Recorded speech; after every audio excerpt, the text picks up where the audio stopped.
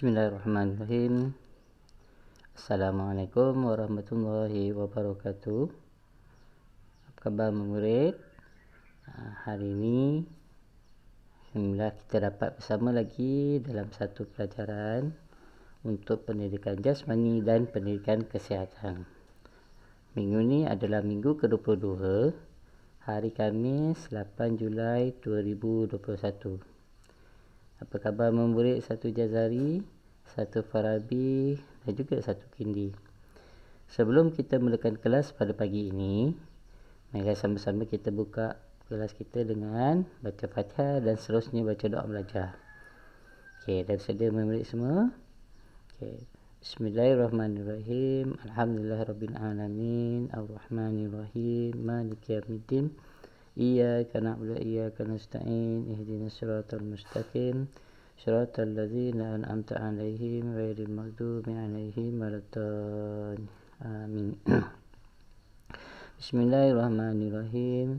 Rabbi shrah li sadri wa yassir li amri wahlul 'uqdatam min lisani yafqahu qawli. Allahumma iftah 'alaina hikmataka wa ansur 'alaina min khazain rahmatika ya arhamar rahimin.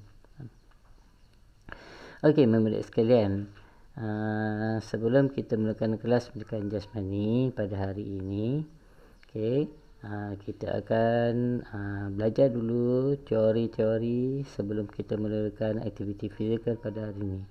Pastikan murid berada dalam keadaan sihat dan juga murid bersedia untuk mengikuti pelajaran pada hari ini. Untuk pelajaran PJ pada pagi ini, kita akan teruskan dengan unit yang kedua, gerak gembira. Apa yang kita akan belajar? InsyaAllah pada hari ini kita akan belajar satu lagi pergerakan yang dinamakan pergerakan bukan lokomotor. Jadi cikgu harap selepas sahaja penerangan ini, kita akan melakukan aktiviti untuk melakukan pergerakan bukan lokomotor. Yang kedua, murid-murid boleh menggunakan dan membezakan apa yang dikatakan pergerakan lokomotor dan pergerakan bukan lokomotor. Okey, dah bersedia semua murid? Okey. Cuba kita lihat dulu apakah yang dikatakan pergerakan bukan lokomotor. Ya, pergerakan bukan lokomotor ialah pergerakan dalam keadaan statik. Okey. Pergerakan bukan lokomotor ialah pergerakan dalam keadaan statik dan memberi penekanan kepada keseimbangan badan kita. Maksudnya, pergerakan ini ialah satu pergerakan yang tidak berubah. Maksudnya, kita berdiri ke berada dalam satu tempat dalam keadaan statik. Okey. Pergerakan ini tidak menyebabkan perubahan kedudukan. Contoh, kita berdiri tegak, seperti kita akan dudukkan. Contoh macam sekarang ni, kita duduk, kat situlah perubahan kita. Maknanya kita buat semua pergerakan itu tanpa kita bergerak merubahkan kedudukan kita. Itu yang dinamakan pergerakan bukan lokomotor. Kerana pergerakan bukan lokomotor ni ialah pergerakan tidak melibatkan perubahan. Okey. Selain juga itu, apa maksud lagi pergerakan bukan lokomotor?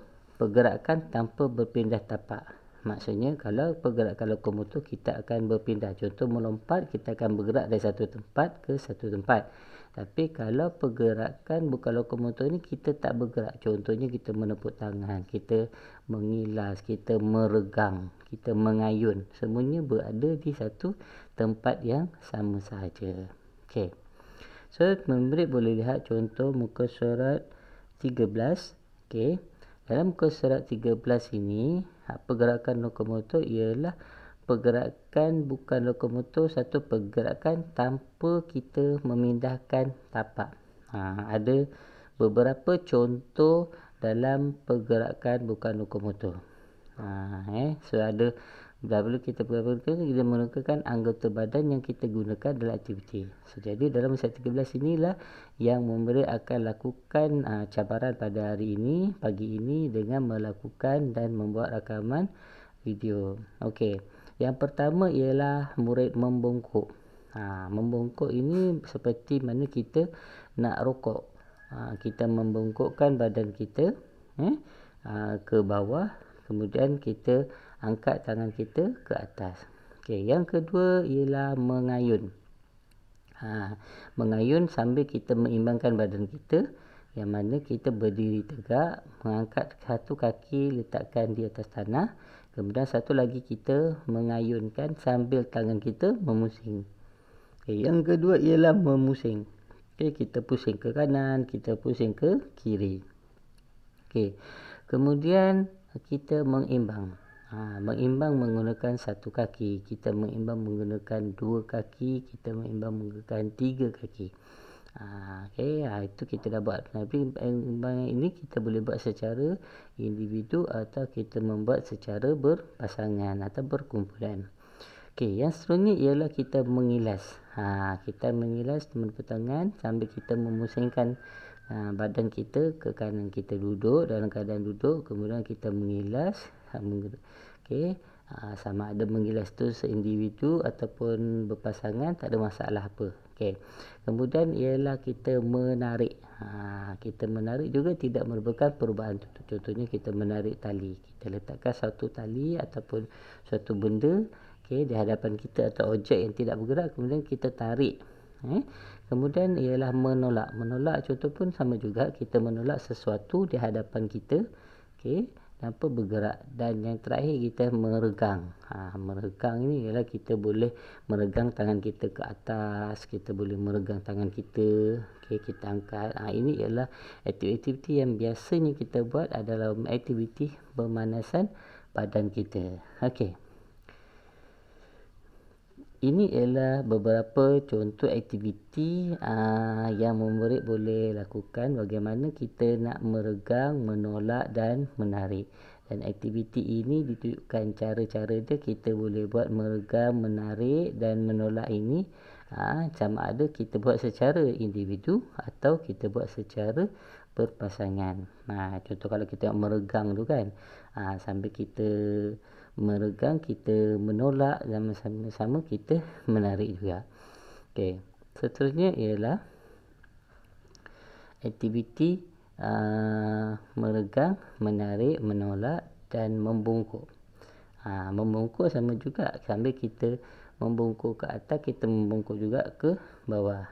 Yang ini ialah satu aktiviti yang mana kita boleh buat di luar rumah, dan caranya ialah nanti cikgu akan tunjukkan secara praktikalnya. Namun kita kena buat aktiviti membungkuk dan mengayun ini.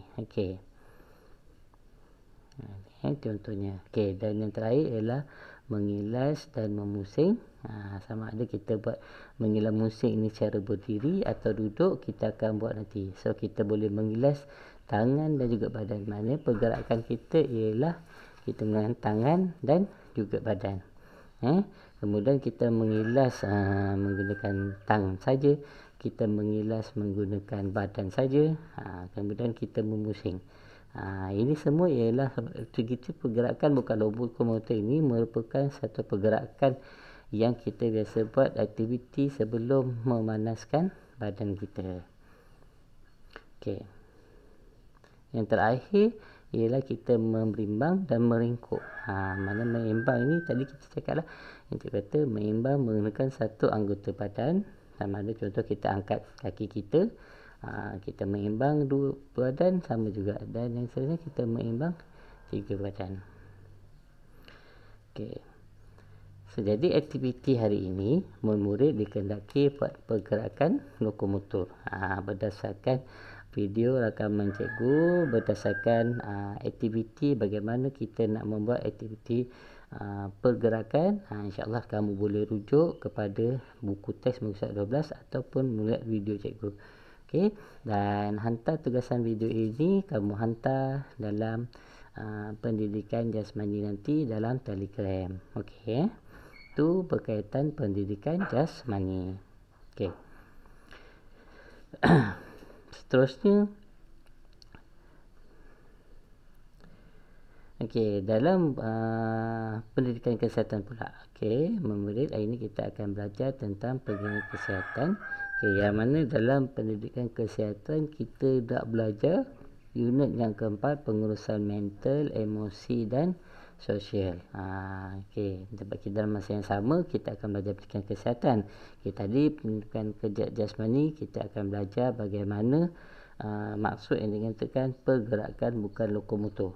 Yang kali ni kita belajar bagaimana kita nak menguruskan mental emosi kita. Okey. Jadi diharapkan selepas sahaja penerangan ini, okey, murid boleh mengetahui pelbagai emosi. Apa dia emosi? Gembira, sedih, takut, marah dan malu. Okay, yang kedua, mempamerkan perasaan yang dialami seperti gembira, sedih, takut, marah dan malu. Okay, yang kedua, kepentingan meluahkan emosi yang sesuai mengikut situasi. Okey. So kita tengok, okey, macam mana perasaan gembira. Yeay, contohnya kita dapat sesuatu benda yang baik, kita dapat satu hadiah, kita akan rasa gembira. Kita rasa sedih. Nah, itu maksudnya kita dalam keadaan sedih. Takut. Takutnya. Kemudian marah. Kita marah pada orang, dan malu. Okey. Okey. Berdasarkan muka surat 73. Okey, nyatakan emosi yang kamu dapat lihat semasa hari pertama persekolahan. Okey, kita tengok murid ni. Cuba murid perhatikan. Okey, jadi sebelum kamu terangkan, kita tengok buka buku teks. Muka surat 73. Okey, apa perasaan? Ada 5 perasaan yang kita boleh dapat. Okey, yang pertama ialah gembira. Contoh budak lelaki depan tu, dia rasa gembira dia hadir ke sekolah. Kemudian murid perempuan tu, dia rasa malu sebab dah lama tak berjumpa dengan kawan. Okey, kemudian dia berasa sedih. Okey, kemudian budak lelaki tu dia mungkin rasa marah sebab waktu dia keluar daripada kelas, ibu bapa ataupun penjaganya tak datang. Kemudian yang di belakang sekali ialah budak tu berasa takut untuk datang ke sekolah. Okey. Apa yang dikatakan emosi, teman-teman? Emosi ni ialah satu perasaan yang boleh dirangsang oleh pemikiran dan tingkah laku yang ada pada setiap individu. Emosi ni ialah perasaan kita lah. Apabila kita terangsang oleh sesuatu situasi, sesuatu perkara, okey, dia akan melahirkan pelbagai bentuk emosi. Okey, apa dia? Contoh emosi tu, contohnya ketika dalam keadaan malu. Malu contohnya kalau kita jalan terjatuh, kita dilakukan oleh orang lain, kita akan rasa malu. Okey, yang kedua ialah kita berasa sedih. Okey, kita rasa sedih, contoh kita ditinggalkan oleh bapa kita tertinggal duit belanja sekolah, tu sedih. Okey, kemudian marah, apabila contoh barang-barang kita ni diambil oleh orang lain, kan, dia ambil orang, dia merosakkan barang-barang kita. Dan yang seterusnya ialah kita berasa takut. Takut apa? Contoh kita jumpa ular kat tengah jalan, kita jumpa anjing yang mengejar kita, kita akan merasa takut. Okay, kemudian yang seterusnya, terakhir inilah perasaan emosi yang paling baik. Siapa dia? Gembira. Yang mana contoh kita mendapat hadiah daripada ibu bapa kita mendapat hadiah daripada guru kita akan rasa gembira. Okey, jadi setelah kita mengetahui emosi ini adalah satu perasaan, maka cuba kita lihat memek muka yang ada di sini. So murid bolehlah menulis tugasan ini di dalam buku. Contohnya ialah malu, sedih, marah, takut dan gembira. Okey, jadi murid boleh tengok apakah dia yang murid boleh dapat. Contohnya gambar yang pertama, saya malu ke, sedih ke, marah, takut. So, jadi boleh salin lembaran kerja ini dalam kertas A4 ataupun buku tulis. Sama juga yang kedua, memek muka ini sama ada kita menaikkan gembira ke, sedih ke, marah dan sebagainya. Okey, InsyaAllah itu saja untuk penerangan ringkas kita pada hari ini. Semoga dapat membantu kamu dan cikgu harap semua murid telah bersedia dan kita dapat belajar lagi insya-Allah pada minggu hadapan. Jaga diri, jaga peribadi, jaga kesihatan. Kita akan jumpa. Wabillahi taufiq wal hidayah. Assalamualaikum warahmatullahi wabarakatuh.